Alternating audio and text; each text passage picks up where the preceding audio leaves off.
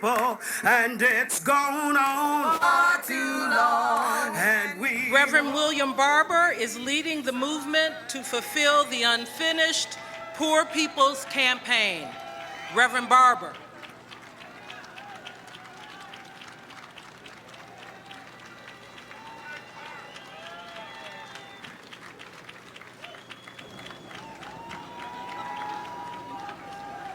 One writer has said in a recent book that movements are not cozy spaces for movement builders and leaders, and during the Southern Freedom Movement, white segregationists turned the landscape in the South into a bloody battleground, and jails, balconies, and private homes and streets into sites of terror and killing fields. These were the realities of the people in the movement and what they faced, and Dr. King was no exception. The weight of these years by the time he got to Memphis to stand with black men who were organizing a garbage strike were heavy.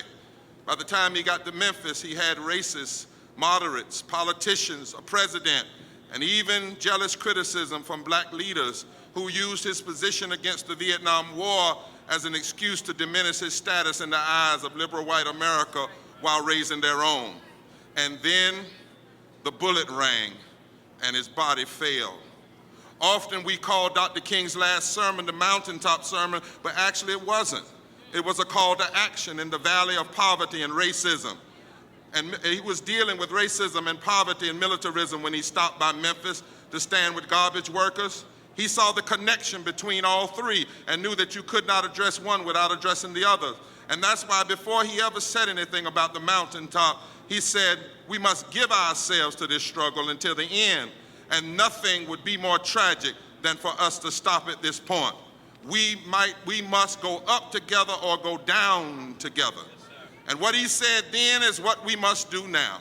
Nothing would be more tragic than for us to turn back now when the Voting Rights Act has been gutted and we have less voting rights today than we had in 1965. And for 1,745 days, the Congress has refused to fix the Voting Rights Act. 23 states have passed racist voter suppression laws.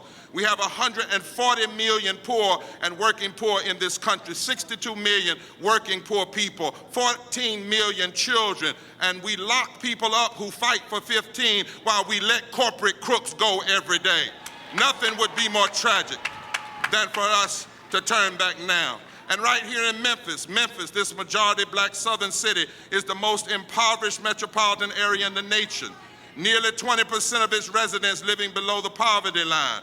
The sanitation workers still don't have a living wage and guaranteed kinds of incomes and benefits. Nothing would be more tragic than for us to turn back now. Tennessee has 1.4 million poor people in it, mostly white, mostly women, mostly children, and the governor and the legislature have refused to pass living wage, but have passed voter suppression. And you have some politicians who are so arrogant, they will stand on a stage and say they honor Dr. King while every day they dishonor him with policy.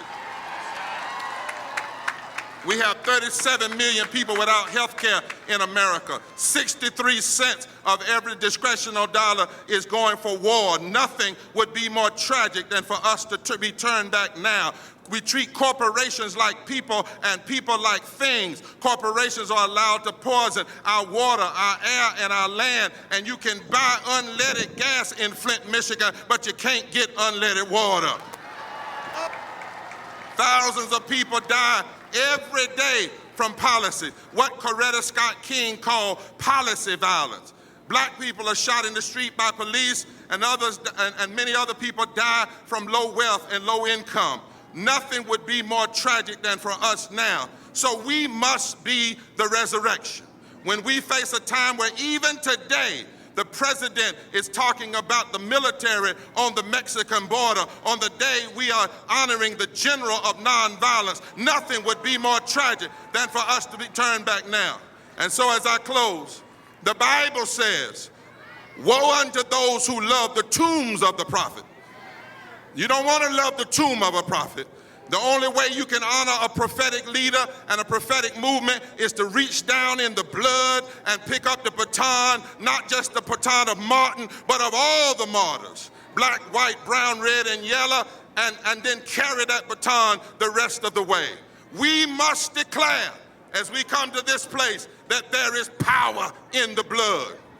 That is why thousands are coming together to launch 40 days from Mother's Day forward, a season of nonviolent fusion, moral direct action, a season of voter mobilization, and a season of power building called the Poor People's Campaign, a national call for a moral revival. Who's joining? A woman whose daughter died in Alabama because Alabama refused to expand Medicaid. White women from Appalachia, chiefs from the Apache Nation, Latino men and women from El Paso, men who are working, poor working, veterans of war, and people who are fighting for voting rights. The people are coming together to decide that we don't need another commemoration, we need a reconsecration. We don't need another remembrance. We need a moral revival in America. We don't need to just remember the blood. We need to reach down in the blood because there's power in the blood. And that's why Liz Theo Harris is here with me as the co-chair, because there's power in the blood. There's power when you stand on the shoulders of the martyrs. There's power when you refuse to go back. There's power when you won't turn around. There's power when you focus on love and truth and justice. And the truth is, even if one falls in one generation, we can pick it up in another generation.